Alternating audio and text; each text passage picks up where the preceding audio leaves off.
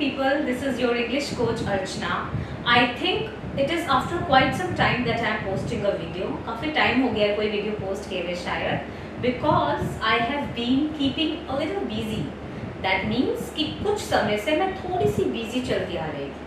तो आपने देखा होगा इस इंट्रोडक्टरी सेंटेंस में मैंने बीन शब्द का प्रयोग किया है, और जितना मेरा खुद का एक्सपीरियंस रहा है पिछले 10 सालों का, मैंने देखा है कि लोग अक्सर बीन में थोड़े से कंफ्यूज हो जाते हैं. तो मैंने सोचा क्यों ना इसी टॉपिक के ऊपर एक वीडियो बनाई जाए ताकि हमें थोड़ी सी क्लैरिटी आ जाए कि इस पर्टिकुलर वर्ड को, इस पर्टिकुलर हेल्पिंग वर्ब को किस तरीके से यूज किया जाता है. Hi everyone, my name is Archana and I am your English coach Archana. और इस वीडियो के माध्यम से अगले 5 मिनट के अंदर हम समझेंगे कि बीन की गुत्थी को कैसे सुलझाया जाए.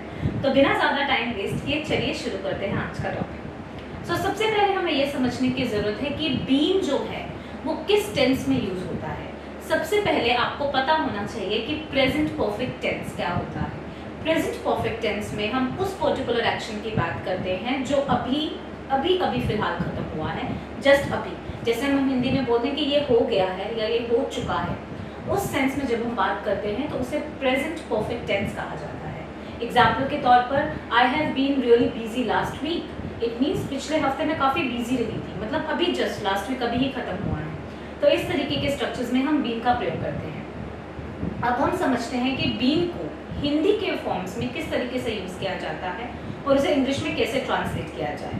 For example, my sister has been really occupied in her office work last month. Has been really occupied मतलब काफी ऑक्यूपाइड रही है पिछले हफ्ते. तो हम हिंदी में भी ऐसे बोलते थे क्योंकि जस्ट अभी ही पिछला हफ्ता खत्म हुआ है.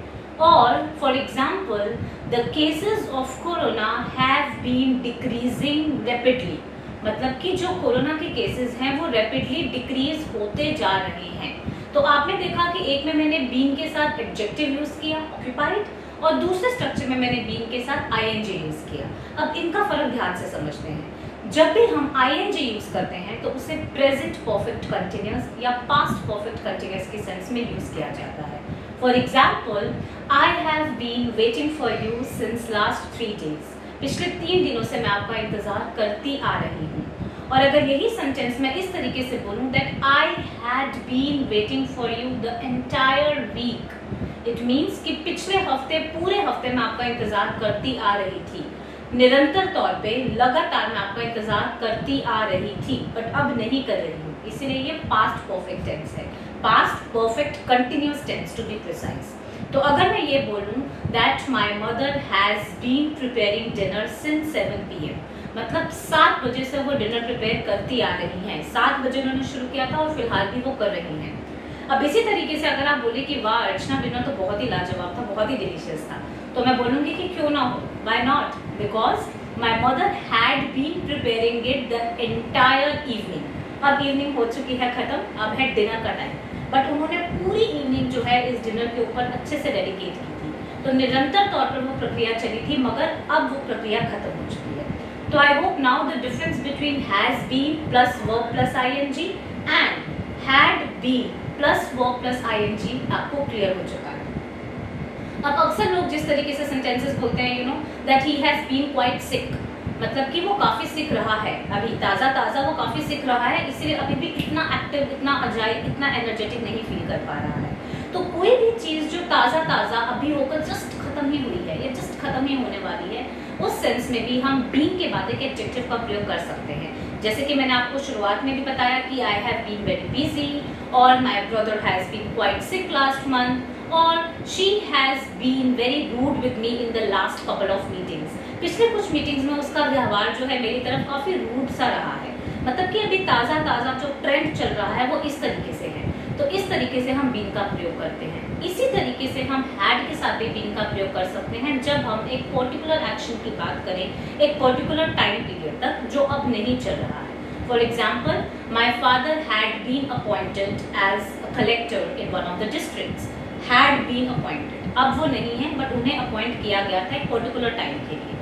इसी तरीके से my mother had been a teacher earlier, अब वो टीचर नहीं है, अब वो होम मेकर है, बट पहले वो टीचर रह चुकी हैं.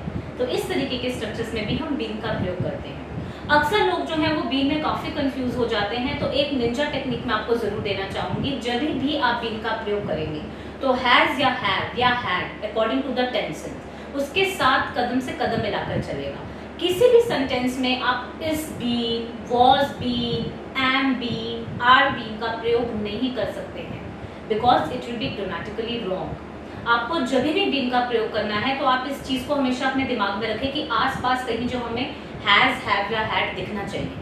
For example, he has been waiting for me, or I have been busy, or my father had been reading some documents since evening. So you are able to see that whenever I am using any structure including been, there is a presence of either has or have, and also had at times. So I hope this difference is clear to you. It's a very easy topic. All you have to remember is that you have to always use this structure with has, have or had. The another thing that you have to remember is that it is deeply related to present perfect tense. उसके अलावा इसका use हमें English में नहीं मिलता है, तो इसीलिए आपको हमेशा प्रेजेंट परफेक्ट पे अच्छे से अपनी पकड़ बनानी होगी। अगर आपको थोड़ा सा डाउट है इस टेंस में तो इसकी वीडियो मैं ऑलरेडी पोस्ट कर चुकी हूँ, जिसका डिस्क्रिप्शन जो है वो मैं नीचे डाल दूंगी, so that you can see and check it again. So this is all about the use of being, guys. If you want clarity on the use of being, do not forget to subscribe the channel and watch my next video, क्योंकि अगली video में मैं आपको बताने वाली हूँ कि being की गुत्थी को कैसे सुलझाया जाए। For today, that is all. Take care and keep following English Coach Archana.